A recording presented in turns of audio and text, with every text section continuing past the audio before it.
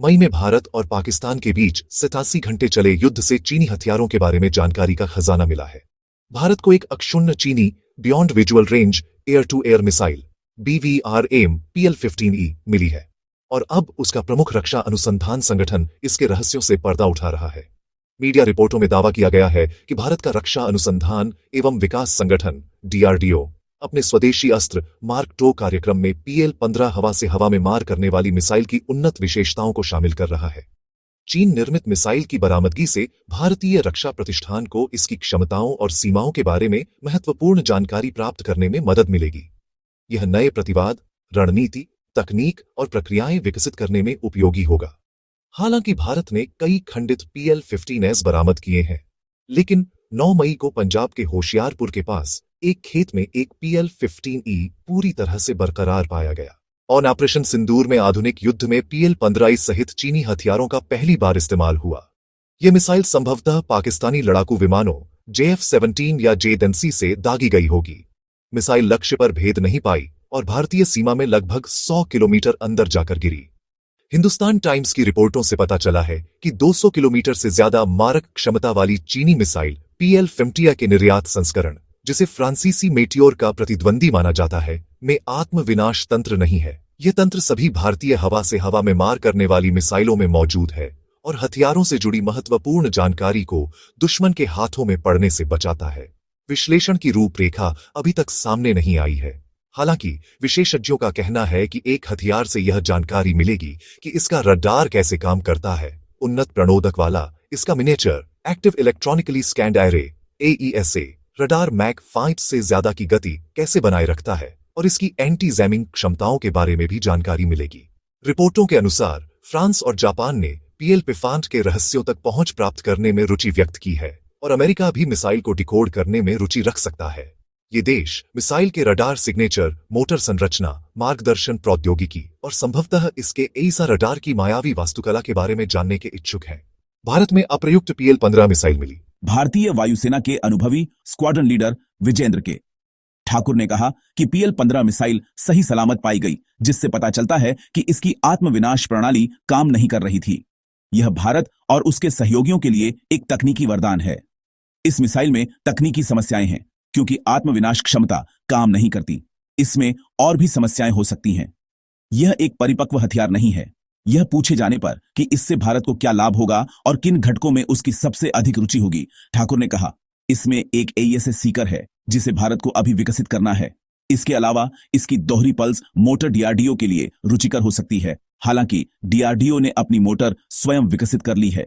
जाने माने रक्षा पत्रकार विष्णु सोम ने एक्सपर्ट टिप्पणी की, लगभग अक्षुण्ण चीनी PL-15 हवा से हवा में मार करने वाली मिसाइल की बरामदगी भारत के लिए एक खुफिया सफलता है। एक पाकिस्तानी लड़ाकू विमान J-10 या JF-17 द्वारा दागी गई यह मिसाइल 100 किलोमीटर से ज्यादा की दूरी तय करके होशियारपुर इलाके में उतरी। इस मिसाइल को खोलकर उसकी जांच की जाएगी। इसके निष्कर्ष आने वाले वर्षों में भारतीय वायुसेना को बड़ी बढ़त दिला सकते हैं। आप उम्मीद कर सकते हैं कि अमेरिका भी इसे देखने के लिए कहेगा। DRDO अपने एस्ट्रा मार्क 1 में बड़े पैमाने पर सुधार करके एस्ट्रा मार्क 2 बनाने की योजना रहा है।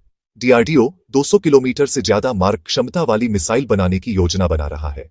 इस मिसाइल प्रणाली में उन्नत प्रणोदन और बेहतर लक्ष्य भेदन क्षमताएं होने की संभावना है, जिससे तेज अवरोधन और बेहतर सटीकता सुनिश्चित होगी। इस परियोजना को रक्षा मंत्रालय की मंजूरी का इंतजार है। BVRAM को सुखोई Su-30 MKI और स्वदेशी हल्के लड़ाकू विमान LCA तेजस बेड़े में शामिल किया जाएगा। वर्तमान में सेवा में मौजूद एस्ट्रा मार्क 1 की मारक क्षमता 100 किलोमीटर से अधिक है और इसमें उन्नत मार्गदर्शन और इलेक्ट्रॉनिक काउंटर मेजर ECCM प्रणालियां हैं। ऑपरेशन सिंदूर से सबक लेते हुए, जिसमें भारत निर्मित हथियारों ने पाकिस्तान के हवाई ठिकानों को ध्वस्त कर दिया था और लगभग 1 दर्जन विमानों को नष्ट करने का दावा किया गया था, भारत हवाई प्रभुत्व सुनिश्चित करने में मदद के लिए स्वदेशी BVRAM का उन्नत संस्करण विकसित करने का इच्छुक है। भारत की BVRAM परियोजना सार्वजनिक निजी सहयोग पर आधारित होगी। इस दोहरी उत्पादन रणनीति में सार्वजनिक क्षेत्र की भारत डायनेमिक्स लिमिटेड BDL एक विनिर्माण लाइन का प्रबंधन करेगी। इसके अलावा लार्सन एंड टुब्रो और टाटा एडवांस्ड सिस्टम्स जैसी निजी क्षेत्र की कंपनियां भी इस परियोजना में भूमिका निभाएंगी। ऑपरेशन सिंदूर के बाद भारत और पाकिस्तान दोनों अपने शस्त्रागार को मजबूत कर रहे हैं। PL-15 की कथित सफलता के बाद पाकिस्तानी वायुसेना कथित तौर पर 400 किलोमीटर से ज्यादा मारक क्षमता वाली लंबी दूरी की PL-17 मिसाइलों का विकल्प चुन रही है। एचटी की रिपोर्ट में दावा किया गया है कि पाकिस्तानी वायुसेना तुर्की से लगभग 2000 YIH कामिकेज ड्रोन हासिल करने पर भी नजर गड़ाए हुए है। ऐसी अटकलें लगाई जा रही हैं कि पाकिस्तान 40 J-35 चीनी स्टील्थ लड़ाकू जेट, HQ-19 वायु रक्षा प्रणाली और KJ-500 हवाई पूर्व चेतावनी एवं नियंत्रण विमान हासिल कर सकता है। ऑपरेशन सिंदूर में सुखोई Su-30 MKI लड़ाकू विमानों द्वारा भारत रूस ब्रह्मोस मिसाइल का भी सफलतापूर्वक परीक्षण किया गया। मूल रूप से 300 किलोमीटर की मारक क्षमता के साथ विकसित की गई यह सुपरसोनिक मिसाइल अब 500 किलोमीटर से भी अधिक दूरी तक के लक्ष्यों पर प्रहार कर सकती है और इसका हवाई संस्करण इससे भी अधिक दूरी तक मार करने में सक्षम है।